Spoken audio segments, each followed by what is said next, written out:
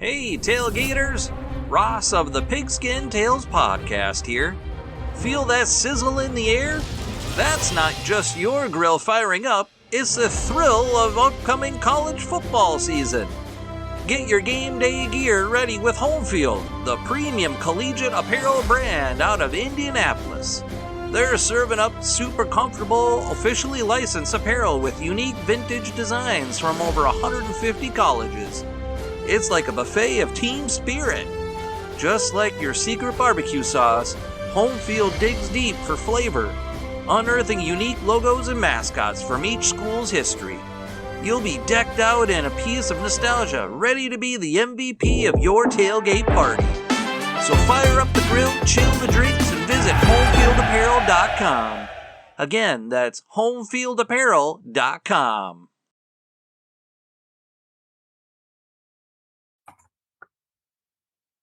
I'd like to welcome everybody back to Football's Family Podcast. I'm celebrating here. I'm celebrating because this coming Friday, which is a couple days from now, I'm recording this, I get to go see the Dave Matthews Band in concert for the fourth time up there in Nashville. First time was at Vanderbilt. The second time was at Amphitheater there in Nashville. This will be the second. The third and fourth time will be at Bridgestone. First time going to Vanderbilt Stadium, I got to experience the Dave Matthews fans and what they like to bring to things. And needless to say, I ate before I left, went to the concert, but I was really hungry by the end of the concert. I don't know why. But their album that came out, their 10th album that was released last Friday, it's called Walk Around the Moon. Now, to me, Before These Crowded Streets, my favorite. But I like this one. I thought, how in the world can I take Dave Matthews Band and make it so that we can have a podcast about football about it? Now, I think I did this before, talking about how long they've been singing.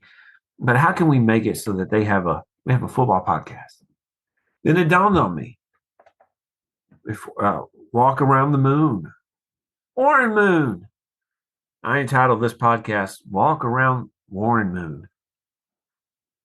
Who is Warren Moon? And many of you may not know who Warren Moon is. If you're younger than me, you probably don't understand how good this guy was. Now, his personal life is not what I'm talking about. I'm talking about his sports life, his football life. And if you look at his records, his stats, he played on some bad teams. Now, in Canada, I didn't realize this, from 1978 to 1983, that dude balled. He won 5, and I believe he won 5 straight.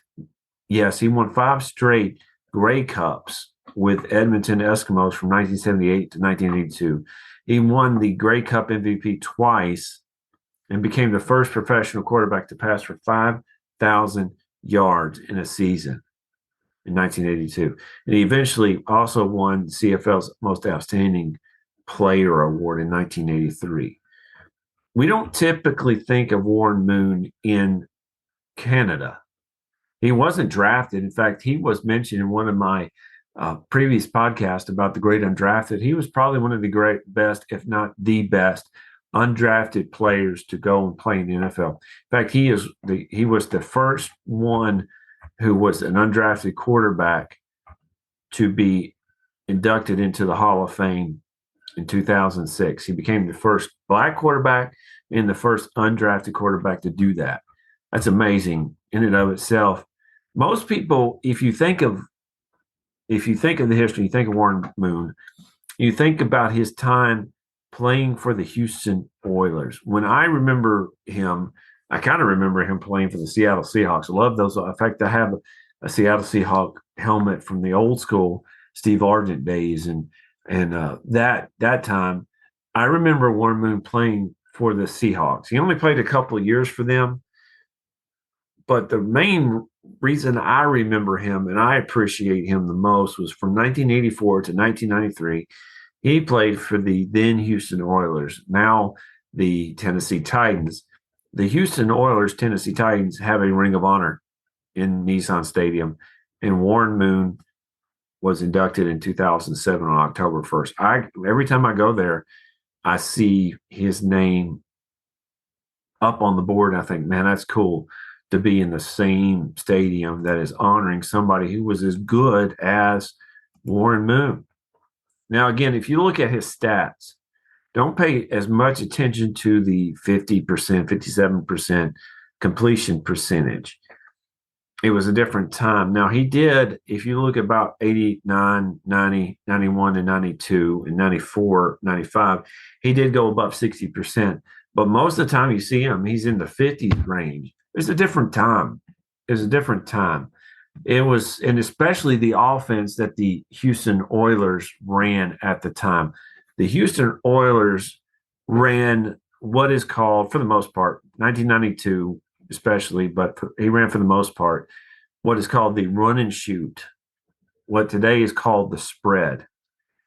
What would happen is that the field would be spread with receivers that are speedy. In his case, he had people like Ernest Gibbons and Haywood Jeffries, which you may not know too much about them, but Haywood Jeffries and Ernest Gibbons and Webster Slaughter and people like that were just amazing. They weren't that big, but they were fast. So you can look at the 92 Houston Oilers especially, and you can see that these guys were getting 12 yards, 10 yards a pop. And when Warren played, which he only played 10 games that year, he got a lot more completions as a result of these guys getting open. The problem with that is you don't have a lot of running. The running game was really lacking there in the Houston time. As a result of that, what most people remember about the Houston Oilers in 92, and Warren Moon specifically, was the comeback. The Buffalo Bills came back from being down 28-3 by halftime to win the game with the greatest comeback at that time in NFL history in the playoffs. Warren Moon, rightly or wrongly, was given a lot of grief as a result of that. But I want to point out something here. What he did in that game, he had 36 completions for 371 yards and 4 touchdowns. Insane amount of greatness. The defense, of course, he did throw 2 interceptions. One of the interceptions was in overtime. And I kind of relate to that, seeing what happened a couple of years ago with Ryan Tannehill throwing the interception, basically where they could have won the game against the Cincinnati Bengals. But Warren Moon was not the cause of the loss. Jack Pardee didn't have a running game, and his defense let him down. Warren Moon could only do so much, and at that time, at halftime, Frank Wright and the Buffalo Bills were on fire. They had nothing more that they could do. They just kept going, and the Houston Oilers were just in the way. So Warren Moon pretty much left Houston in that time frame on a bad note. It's bad to see somebody lose their career, something to that effect, in the next couple of years. Just people remember him for one moment. He did go on to play and did well in a couple of places. He did well over there in Minnesota. He went and played for the Vikings. I remember that. He looked good in purple. He played for the Seahawks, and he played for the Kansas City Chiefs. This guy was just an icon. If you want to look at modern day quarterbacks who were, and I think Warren was not necessarily tall. They have him listed here. Well, excuse me, I thought wrong. They have him listed at 6'3". Pretty tall dude. Excuse me, I was thinking of 6'1", but he was actually listed as 6'3". He was more mobile than what you would think he would be. A lot of that you'll see is him running the ball. He had 22 touchdowns running the ball throughout his career. That's incredible for a quarterback. He had 1,736 yards rushing. You see people like you'll see people like Michael Vick later on do much better than that because he had that skill. But Warren Moon really was a trailblazer. He had a strong arm. He could throw 40 or 50-yard passes without any problems. And he could run the ball. In 1990, Warren Moon won the AP MVP award. And again, as I said, he was later on put into the Football Hall of Fame and the Canadian Football Hall of Fame. I want you to listen to these awards. And I want you to think about learning more about Warren Moon. 9 times he was considered a Pro Bowl. He was considered for the Pro Bowl. He was All Pro once. 5-time Grey Cup champion. 1990, he was the MVP, the Offensive Player of the Year. In 1989, Man of the Year. In 1997, this is much later on in his career, playing for the Seattle Seahawks. He was the Pro Bowl MVP. In 82, he was the Grey Cup MVP. 80, he was a Grey Cup MVP. In 1978, in college, he was a Rose Bowl MVP. In 1977, he was the Pac-8 Player of the Year. As of 2019, and this is going to be hard to break. He was the passing yards leader for the Titans and the Oilers with 32,685. Pretty hard to break at that point. But it can be done, but it's going to be pretty hard to break. Warren Moon is one of those guys that when you think about it, his career is defined by one loss. And it's not fair. He had an overall career, but he not only, and I want to say this, he not only overcame kind of a rough start going to a junior college and then going to Washington. He overcame a rough start, but he also overcame a start that many people deemed that a black quarterback can't do these things. He already had just a target on him because he was a black quarterback. Then what do you use him for? Is he mobile? Yeah. Is he a strong arm? Yeah. But what are you doing? Houston picked him up and they catered the offense around how great this guy was. They didn't give him a running game. Run and shoot was no problem for Warren Moon. He could do those things. He could do the pinpoint 10-yard passes. He could do the 50 or 60-yard bombs. He can run when he had to. He had that capability and he had longevity. Very long career, very good career. So what I want you to think about is today, look up Warren Moon. See what you think about him. And let me know in the comments. Message me at Jeremy_McFarland. Follow and like this podcast. Follow us on your player of choice. And let me know what you think about Warren Moon and what he did as a career. Thank you, and I will talk to y'all next time.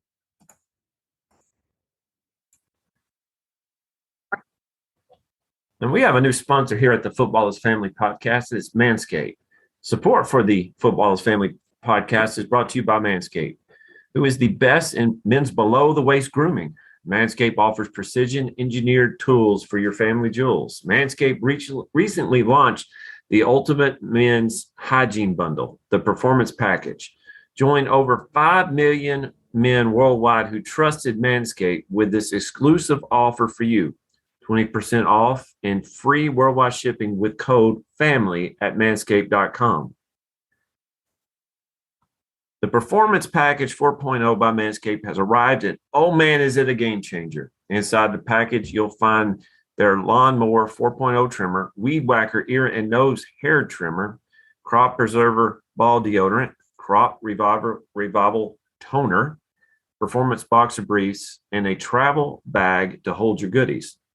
First off, the Lawnmower 4.0. This trimmer is the future of grooming, and I dare say the greatest ball trimmer ever. Their 4th generation trimmer features a cutting-edge ceramic blade to reduce grooming accidents thanks to their advanced skin-safe technology.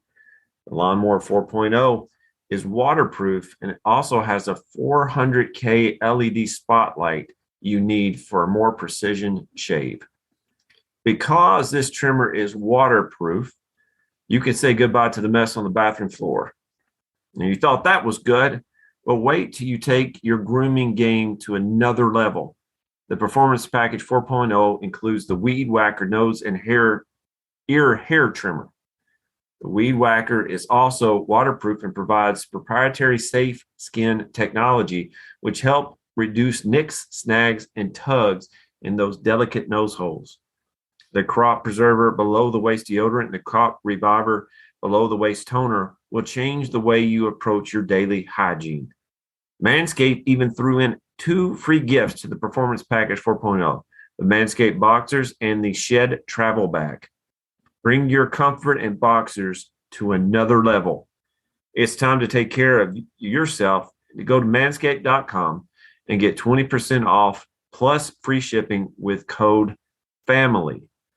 That's get 20% off and free shipping with code FAMILY at manscaped.com.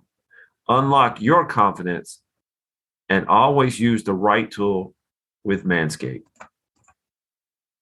Hey there, sports history fan. This is Arnie Chapman, a.k.a. the Football History Dude, and I wanted to thank you for stopping by to listen to another episode here on the Sports History Network. Our podcasters are passionate about uncovering and sharing sports stories from yesteryear. And if you didn't know it already, we have over 30 shows across the network covering all sorts of sports history topics. In fact, here's a glimpse into one of our awesome podcasts here on the network. Join George Bozica, the president of the PFRA, and myself, John Bozica, each month for the Professional Football Researchers Association official podcast. We'll discuss the history of the game, the many names of the game, and so many different things for you, making the history of football not only entertaining, but fun at the same time, as we join you on the Sports History Network on the official PFRA podcast. How about that? I bet you're super hyped to go listen to that new podcast, right? Well, to learn about this show and all the other podcasts on the network, head over to sportshistorynetwork.com/podcast. Again, that's sportshistorynetwork.com/podcast. Head over there today to find your next favorite sports history podcast.